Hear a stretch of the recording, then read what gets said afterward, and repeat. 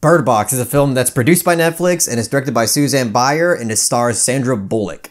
Now, to be quite honest, I was actually not planning to watch this or even review this film, but since social media was just blowing up about this film and everybody was telling me to watch it so I can give a review and opinion on it, I was like, okay, might as well do it.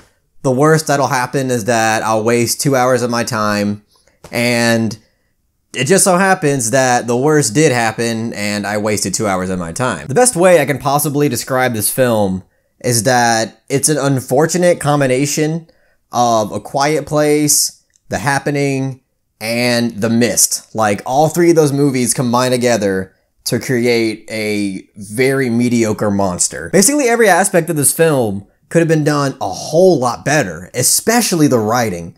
The writing was by far the most aggravating thing about this film. It's so lazy and it's so uninspiring. Every aspect of the writing in this film, in terms of character depth, in terms of narrative structure, in terms of dialogue, like all of it just felt really lazy and manufactured. And that was really the biggest thing that just really irked me about this film, is that the entire thing, in terms of its direction, the writing, just its overall vision, if you want to say there is one, seems like there's just no passion behind it. There seems to be no real creative mind or creative energy that's really driving this movie. It really honestly feels like just this really artificial, manufactured corporate product that was just shat out to make money. Because again, it just seemed very apparent to me as I was watching this film because of just how stale the writing was and how stale the direction was. And it just seemed like, again, there is no real passion behind this thing. The way that this film is structured narratively is that it goes back and forth between 5 years before and then 5 years later. And that was just really frustrating because what was happening 5 years later was honestly much more interesting and much more effective than what was happening 5 years before. Because what was happening 5 years before the film's current event was just this really bland, plastered on, like, group survival state of nature thing that we've seen in films all the time, and it's filled with so many characters that you know are just waiting to get killed off, and the group that you're kind of forced to be a part of was just insanely cookie cutter, insanely cliched. Quite literally, the only reason why this entire group even existed in the movie was to just force feed information that you already knew. And that was, again, just a really frustrating thing about this movie, and it all comes back to the writing. And all the shit that comes out of these characters' mouths in terms of what they're trying to explain are things that the film already visually showed you. It's like, why did you go out of your way to explain something that you've already showed us? My point is that every single character in this group that we spend so much time with, we're just there to die, give information, question something, and the film forces a few people from the group to have this dynamic with Sandra Bullock's character. And this entire time, I'm just thinking, Sandra Bullock, you are literally the only good thing about this film right now, because her performance in this film is honestly really great. And it just saddens me because when I was watching this film, I was like, her performance had no business being this good in a film this mediocre. And John Malkovich's character was kind of shitty too. His character was just really, like, emotionless and bland. Like, in the beginning, like, someone really close to him tragically dies, and he's just like,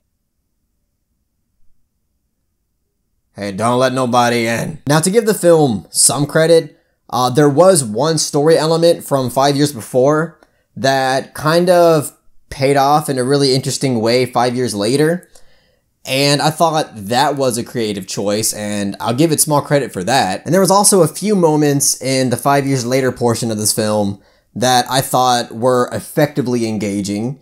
But again, it just was not nearly enough. This film is like 2 hours long, at least it felt 2 hours long, and it did not need to be that long. Honestly, if it would have just focused on the 5 years later, like a more post-apocalyptic portion of this film, and just fleshed out those characters that it gave us in that segment of the film, it would have probably made a much more substantive and engaging film. And before I actually watched this movie, I had heard that, you know, some people were pissed off because this film doesn't, like, reveal a lot of information about the monster, where it came from, and it doesn't even show the monster.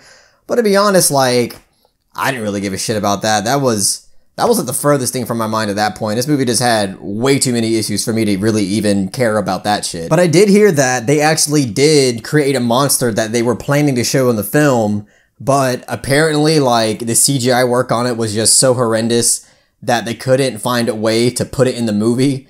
And honestly, I'm glad they didn't, because if they would have done that too, like that would have made the movie probably even shittier and even worse. And I think that was at least a smart decision on the production team, because they kind of dodged a bullet there, because at least some people like this movie. But I think if you did that, I don't think really anybody would have dug this film at all. So I'm going to give the Netflix original film Bird Box a 4 out of 10.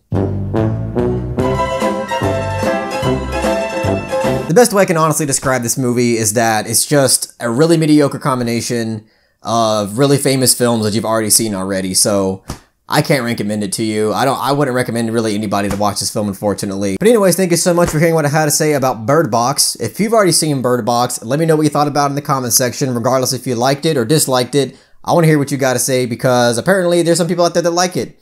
And if you do, I would really like to know why. So if you really liked what I had to say about Bird Box, please give it a thumbs up and share it amongst your friends. And don't forget to subscribe to the channel to be updated on more film-related content.